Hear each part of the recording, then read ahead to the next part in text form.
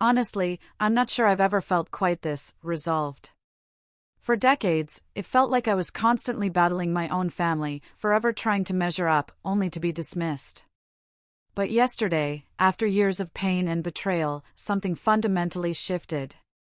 I stood my ground, and in a way I never thought possible, I finally won.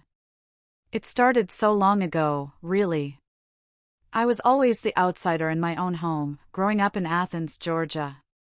My brother, Mark, he was the golden child. Everything revolved around him. I still remember the sting of my 18th birthday. I'd gotten an acceptance letter to my dream college, a huge achievement for me, but my parents, Carol and Robert, decided to throw Mark a party instead. Their excuse? They didn't want him to feel left out. They told me I should be uplifting him, not throwing a tantrum. That day, something in me just snapped. I decided I was done. I left home, paid my way through college with loans and work, and never looked back. Not once did they try to reach out. A lot happened in the years that followed. I built a life for myself. About 2 years ago, I married Sarah. I was content, building a comfortable life. Then, last year, Mark reached out online. He said our parents missed me, wanted to reconnect. A part of me, the one that probably never truly healed from all that childhood neglect, wanted to believe it. So, I agreed. It was awkward at first, meeting them again, but they seemed to be trying. I let my guard down, invited them to my home. And that, I realize now, was my first mistake. That's how Mark met Sarah. It wasn't long before I noticed things. Sarah got pregnant, and I was ecstatic, thinking it was ours. But then Mark started visiting more frequently. He'd touch Sarah's pregnant stomach, whisper to it. It felt off. Sarah dismissed my concerns, but a cold dread started settling in. 6 months into her pregnancy, unable to shake the feeling, I went through her phone while she slept. And everything I feared, every single horrible suspicion, was confirmed. Texts between Sarah and Mark. Not only was the baby his, but they'd been planning to tell me after the birth, then she'd divorce me, marry him, and they'd live off my child support. My world imploded. The next morning, I confronted her. She tried to deny it, but eventually, she broke. That was the end of my 2-year marriage. And of course, my family, Carol and Robert, they sided with Mark and Sarah.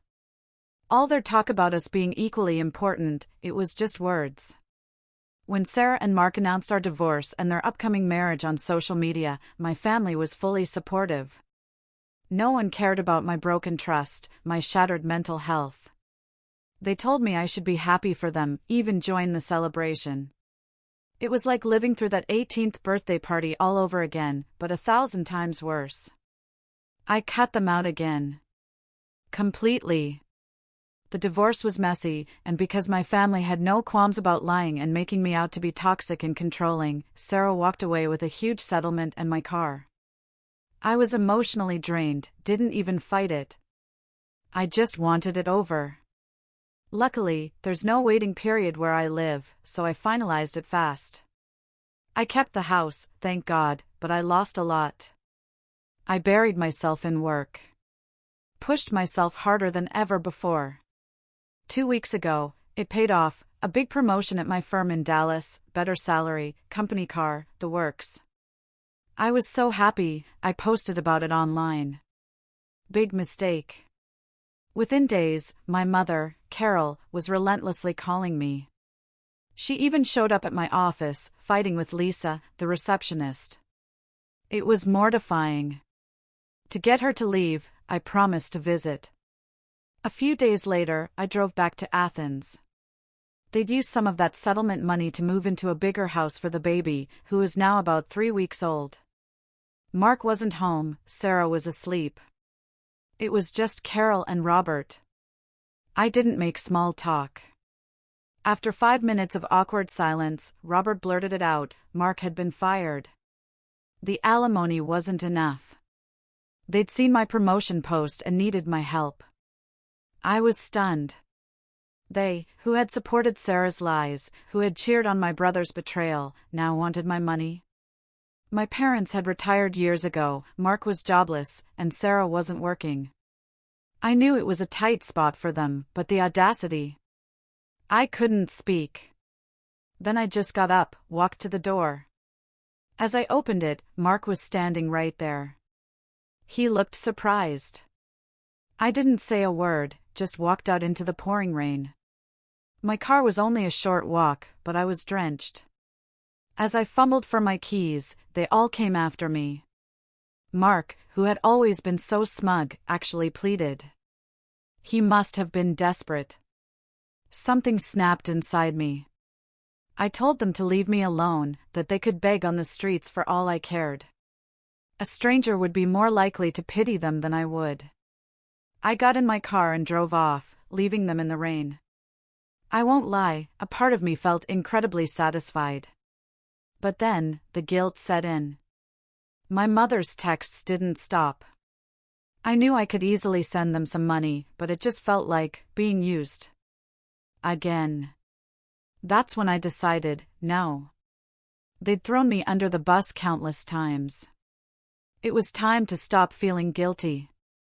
I told Carol I'd get lawyers involved if she didn't stop. That infuriated them. Mark showed up at my house. He actually said he felt sorry for my childhood, but he was inherently better than me, which is why he was favored. Then he told me to stop holding grudges like a child and help them. I laughed in his face. Told him to go find a job instead of trying to manipulate me.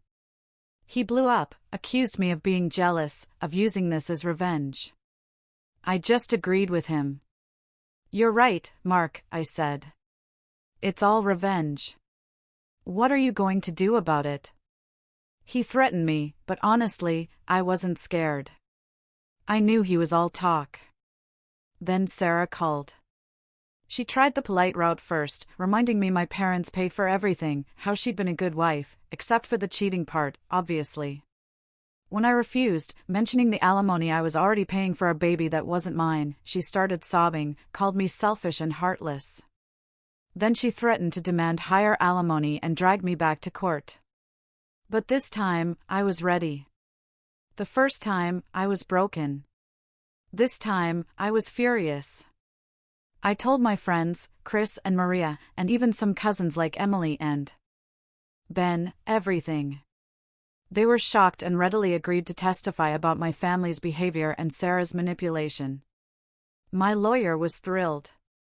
We gathered every piece of evidence, every witness, to prove what manipulative, parasitic people they truly were. In court, my family had nothing to say when I presented video testimonials, bringing in outside witnesses to contradict their carefully crafted lies. They thought I was still that emotionally fragile kid, but I wasn't. I was stronger. Yesterday, the judge ruled in my favor. No more alimony. The smug looks on their faces, on Sarah's face, vanished. She looked like she was about to cry, but I didn't care. I was done. I was only a few blocks from my house, planning takeout and a movie, when I saw Mark's car parked outside. Then I saw them, Carol, Robert, and Mark, blocking my doorway. My dad, Robert, started lecturing me about betraying my family, about my responsibility. I just stood there, silently. Didn't give them the satisfaction. My silence enraged them. Carol demanded I respect my father. Still, I said nothing. The yelling escalated, then Mark lunged, grabbing my collar, trying to hit me. Robert pulled him back. Mark was screaming about me being a jealous loser. It was pathetic, coming from an unemployed man begging for money. I told them to leave, or I'd call the police. That got their attention. They left, but not before Carol tried one last plea to shame me. It didn't work. They finally drove off. It's been almost a day now. No calls, no texts. And I truly hope it stays that way. How do you pick up the pieces when your entire family has consistently tried to break you?